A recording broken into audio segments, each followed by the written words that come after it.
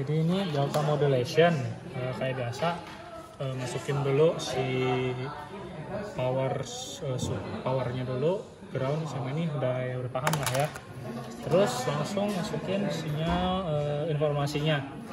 Nah untuk deltaku pertama di sini kita ke yang ini dulu, apa namanya? Clock generator. Clock generator, fungsi sinusoidal, tapi sebelum itu ini di set ke 2 kHz dulu. Caranya kayak biasa, sinyal informasi nanti ini masuk ke sini.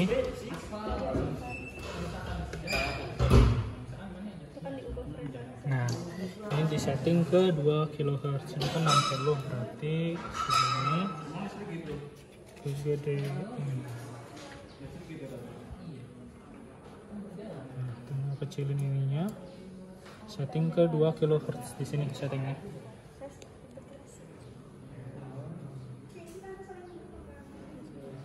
Kita baca guys. Nanti ikat aja deh. Jangan nih kumpulin aja. Nah, pokoknya ini setting sampai 2000 kHz, tuh dikit lagi 2000 kHz. Nah, itu udah setting 2000 kHz ya. Anggap aja 2000 kHz. Selanjutnya itu kita atur time base pada oscilloscope. Jadi time base itu yang ini. Nah, jadi ini time per diff. Ini tuh time base. Yang ini itu berarti jadi input tegangannya.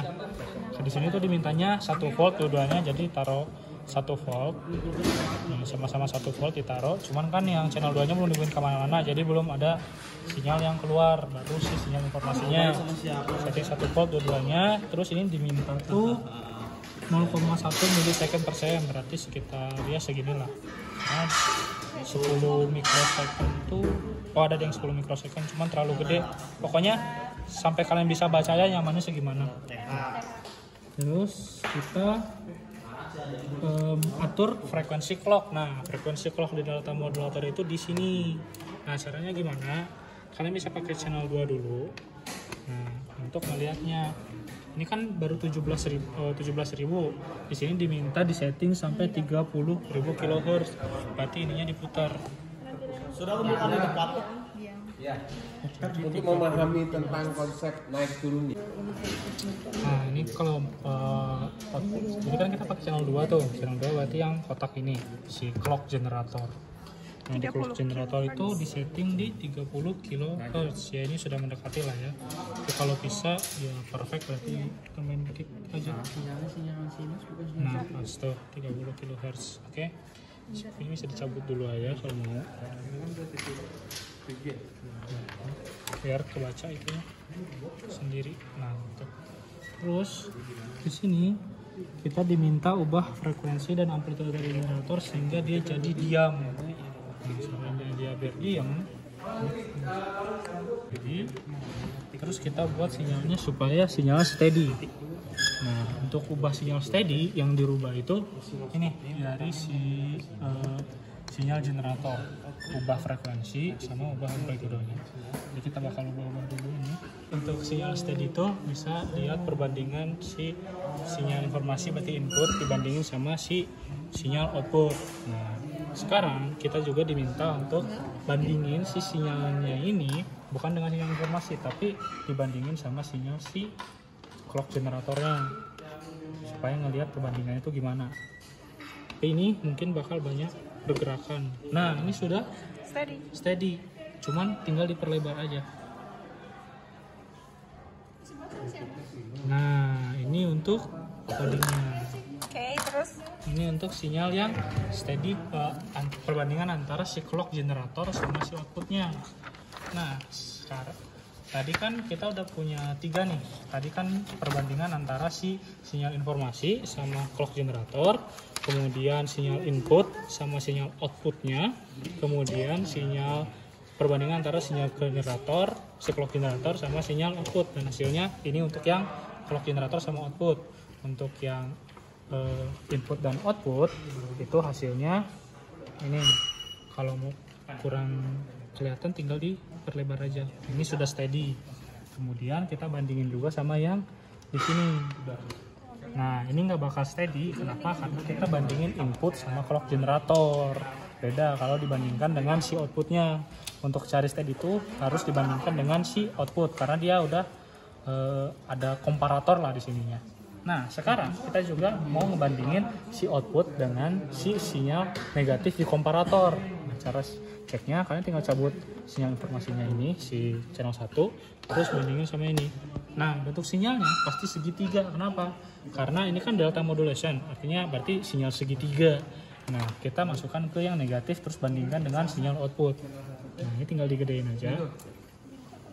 Nah, dan sinyalnya harus steady supaya bisa dibandingkan. Nah ini perbandingan antara steady, ini steady jangan steady. Nah ini kan udah steady, kalian tinggal lihat perbandingannya antara sinyal segitiganya sama si sinyal output begitu. Ini jadi fungsi komparator itu buat itu supaya bikin si sinyalnya jadi steady. Oke, terus selanjutnya itu kita mau melihat hasil setelah di delta demodulasi. Nah caranya gimana?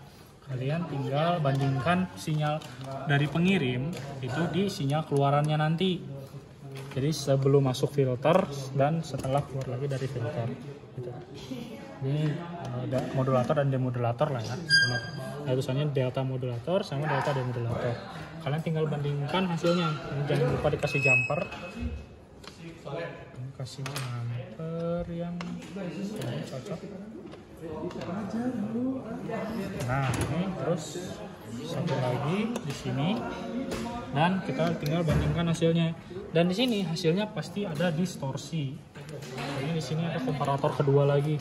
Nah, kita tinggal kecilin aja ininya. Terus diminta tuh tadi sekitar yang atas 500, bawah 1 volt. Dan supaya ini tadi di sini diminta 4 peak to peak ini yang pedalnya kita kecilin. Itu 5 masih 6. Kita kecilin itu sampai 4. Nah ini 4. Terus tadi diminta ini lupa berapa, tapi kita cari nanti ke 250. Terus si inputnya diminta bukan, ya benar 200. Inputnya 0,3 berarti ini 500 mili volt. Nah terus itunya 1. Nah sial kena aku.